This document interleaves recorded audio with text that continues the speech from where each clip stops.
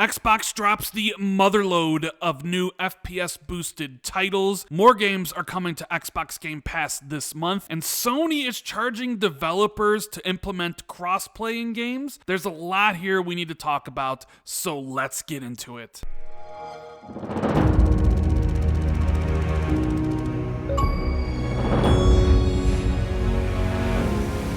What is going on, everybody? It's Randall419, the man with the million, back again with another video. I hope everyone's having an incredible day, and if you guys can do me a huge favor, make sure you hit that like and subscribe button, and please hit that notification bell if you haven't already. Thank you guys so much for taking the time out of your day to watch the video. Man, there's absolutely so much going on right now in the industry. I know we haven't talked about it, but maybe I'll make a video in the future about IO Interactive working on a fantasy RPG with Xbox in the future. That is something me and Jez Corden have been teasing now for over a month, and it's nice to see Jez actually put the information out there. I might make a video about it in the future, but just know that Xbox is going to be putting out a ton of RPGs in the future, a ton of AAA games, and the project with IO Interactive is just one of many, but there's so many other things going on. Epic versus Apple court case is ongoing. There is a huge treasure trove of information, and one of the things that shocked a lot of people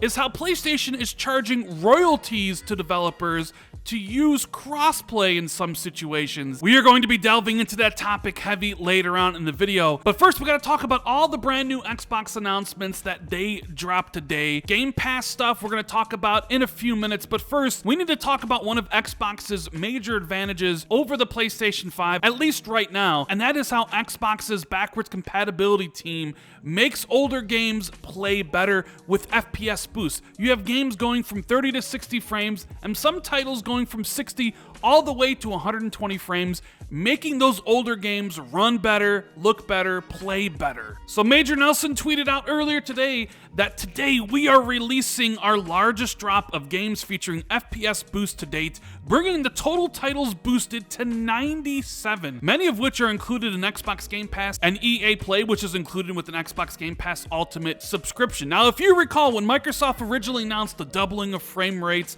that first batch of FPS Boost titles, there was like 5. It was like Watch Dogs 2, UFC 4, New Super Lucky's Tale. The common takeaway from the original announcement was that the technology behind FPS Boost was really interesting, but they really lacked a big title to sell the feature. It was just 5. And I said back then, if Team Xbox kept it up and eventually ended up with over 200 FPS Boost titles, nobody would remember the initial announcement, and that is exactly what is happening right now. Now, I went through the list and I counted all the new 120 frames per second games, and it totaled something like 42, which means there are 55 titles boosted from 30 frames all the way to 60. And you can see the list here. You got Alien Isolation, Anthem, Assassin's Creed 3, Assassin's Creed Rogue Remastered, Assassin's Creed Ezio Collection, which is basically 3 games in one, Assassin's Creed Unity, Battle Chases Night War, Battlefield 1, Battlefield 4, Battlefield Hardline, Battlefield 5, Beholder Complete Edition, Dead Island Definitive Edition, Dead Island Riptide, Deus Ex Mankind Divided, Dirt 4, Dishonored Definitive Edition, Dishonored Death of the Outsider, Don't Starve Giant Edition, Dragon Age Inquisition, Dungeon Defenders 2, Dying Light, Fallout 4, Fallout 76, Far Cry 4, Far Cry 5, Far Cry New Dawn, Far Cry Primal, Gears of War 4, Golf with Your Friends, Halo Wars 2, Halo Spartan Assault, Hollow Knight, Homefront, Hyperscape, a whole bunch of Lego games, Life is Strange 1, Life is Strange 2, Lords of the Fallen, Mad Max, Metro 2033 Redux, Metro Last Light, Mirror's Edge Catalyst, Monsters Energy Supercross, MotoGP 20, Moving Out, My Friend Pedro, My Time at Porsche, New Super Lucky's Tale, Overcooked 2, Paladins, Plants vs. Zombies Garden Warfare 1 and 2, Plants vs. Zombies Battle for Neighborville, Power Rangers, Prey, Realm Royale, Recore, Sea of Solitude, Shadow the Tomb Raider, Shadow Warrior 2, Sleeping Dogs, Smite, Sniper Elite 4, Star Wars Battlefront 1 and 2, Steep, Super Lucky's Tale, Super Hot, Skyrim, The Evil Within 2, The Gardens Between, Lego Movie 1 and 2, Titanfall 1 and 2, Tom Clancy's The Division, Tomb Raider Definitive Edition, Totally Reliable Delivery Service, 2 Point Hospital, UFC 4, Unraveled 2, Unruly Heroes, Untitled Goose Game, Wasteland 3, Watch Dogs 2, Watch Dogs, and Yakuza 6, The Song of Life. Now here is a conspiracy theory for you guys to think about. Something interesting that I noticed when reading off those titles. Just how many Ubisoft games were part of this list? You have a whole bunch of Assassin's Creed titles, you have 2 Watch Dogs titles, you have Division, You have all the Far Cry games already FPS boosted, and we've seen with EA their willingness to put their games within Xbox Game Pass Ultimate and have their titles FPS boosted. We know of rumors that Ubisoft Plus might be making its way to Xbox Game Pass Ultimate at the end of the year. And if that did happen, well, you already have a whole bunch of Ubisoft titles FPS boosted for people to enjoy. That's something to think about. Now let me know if you're interested in replaying any of these FPS boosted titles in the comments below. Xbox also announced the next 2 weeks of titles coming to Xbox Game Pass, and really quickly, we have Dragon Quest Builders 2 for console and PC coming on May 4th, FIFA 21 hitting Xbox Game Pass for console and PC via EA Play on May 6th, Outlast 2 for cloud, console, and PC coming on May 6th, Steep for cloud and console coming on May 6th,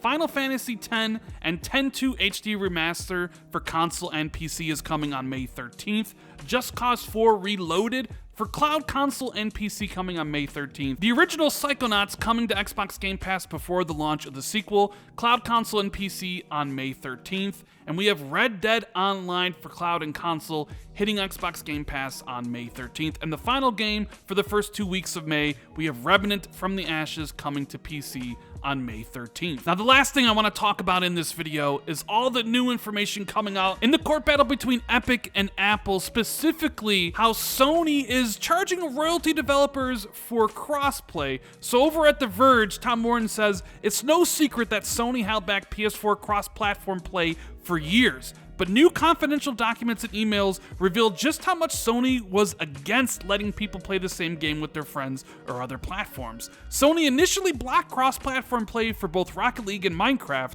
despite Nintendo and Microsoft both enabling players to play across Xbox and Switch. The issue really blew up when Sony blocked Fortnite crossplay in 2018, and players were angry. It now appears that Sony may have been holding out to offset potential revenue losses. In the months leading up to Sony's decision to block Fortnite crossplay in 2018, Epic Games had pleaded with Sony to enable crossplay. Emails in the Epic Games vs. Apple case reveal, quote, "I can't think of a scenario where Epic doesn't get what we want. That possibility went out the door when Fortnite became the biggest game on PlayStation," said Joe Kreiner, Epic's vice president of business development. Kreiner proposed, quote, "We announced crossplay in conjunction with Sony. Epic goes out of its way to make Sony look like heroes. Epic even offered to brand its E3 presence with PlayStation or add unique characters exclusive to PS Plus subscribers to sweeten the deal. Quote, let's make this a huge win for us all. Epic's not changing its mind on the issue, so let's agree on it now," said Kreiner. But Sony didn't agree. Gio Corsi, Sony's senior director of developer relations at the time, dismissed the idea of crossplay, noting that, quote, cross-platform play is not a slam dunk no matter the size of the title. A clear reference to Epic's flex about Fortnite's dominance on PlayStation, quote, "As you know, many companies are exploring this idea, and not a single one can explain how cross-console play improves the PlayStation business," said Corsi. But as of August 2019, it appears that Sony may have found a worthy argument, a way to potentially siphon off money from its competitors in exchange for access to PlayStation players. The email correspondence doesn't reveal where the issue ultimately ended up, but a document entitled Cross-Platform Policy Requirements and Process from August 2019 after Sony's change reveals how Sony may now approach crossplay, a cross-platform revenue share, forcing publishers to pay Sony a royalty whenever PlayStation players contribute more than a certain percentage to the bottom line of a cross-platform game to, quote, offset the reduction in revenue from Sony enabling crossplay. And here's the slide that deals with cross-platform revenue share. It says here, if the proportion of the PSN revenue share divided by PS4 gameplay share for a title is less than 0.85 in any given month, the partner will pay Sony Interactive Entertainment a royalty to offset the reduction in revenue. The partner has no obligation to pay SIE a royalty in months where PSN revenue share divided by PS4 gameplay share is greater than 0.85. Both PSN revenue share and PS4 gameplay share are determined by the information provided by the partner in the data requirements. And you can see here the formula that Sony uses to get at cross-platform revenue share, which is equal to cross-platform revenue across all cohorts times the PS4 gameplay share minus the PSN revenue times 15%. So the example they give month 1 with cross-platform revenue at $1 million, the PSN revenue is $900,000, the PSN revenue shares 90%, the PS4 gameplay shares 95%, the cross-platform revenue share would be 0. But in the other example, if the cross-platform revenue was $1 million, the PSN revenue was only $600,000 out of the $1 million, and PSN revenue share was only 60%, but the PS4 gameplay share was still 95%, then the developer or the publisher would have to pay Sony a royalty for $52,500. And you can see the final bullet point where Sony actually has the right to audit their partners' books and records related to the cross-platform revenue share in accordance with section 151.3 of the GDPR. Now, I'm sure a lot of you are probably thinking, this isn't that big of a deal, Rand, because I'm sure Xbox and Nintendo have the same sort of clause where they will get royalties just like PlayStation.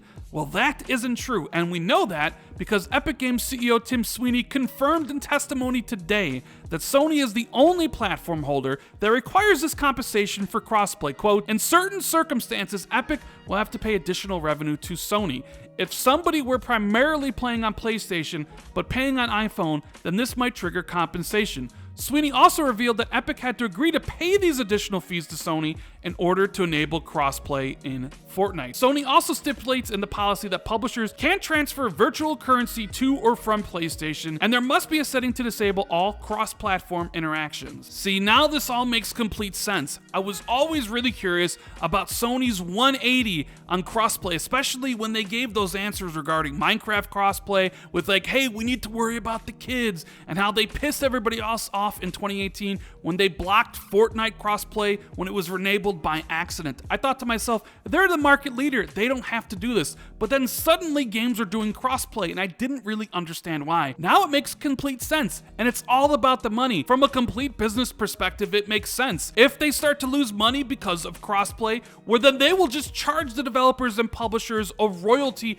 to make up the difference. And then they can still go to their fans and be like, listen, we listened to you guys, hashtag for the players. But of course, I don't think Sony meant for this information to come out because it's a cold-blooded business move. It has nothing to do with for the players or how they care about their user base playing with their friends on other consoles. This is a cold, calculated move by the market leader to make sure that they don't lose any revenue by implementing crossplay. And thank you, Epic versus Apple, because if it wasn't for this court case, we never would have found out this information. Anyways, guys, that's the video. I really hope you enjoyed it. Make sure you let me know what you think about all this in the comments below. And if you enjoyed the video, make sure you hit the like and subscribe button. Hit that notification bell if you want to be notified immediately whenever I drop a video like this. Make sure you share this out on social media or tell a friend about the channel. And if you want to take your support even further, you can always hit that join button where you will get access to channel badges and emotes for the Xbox 2 podcast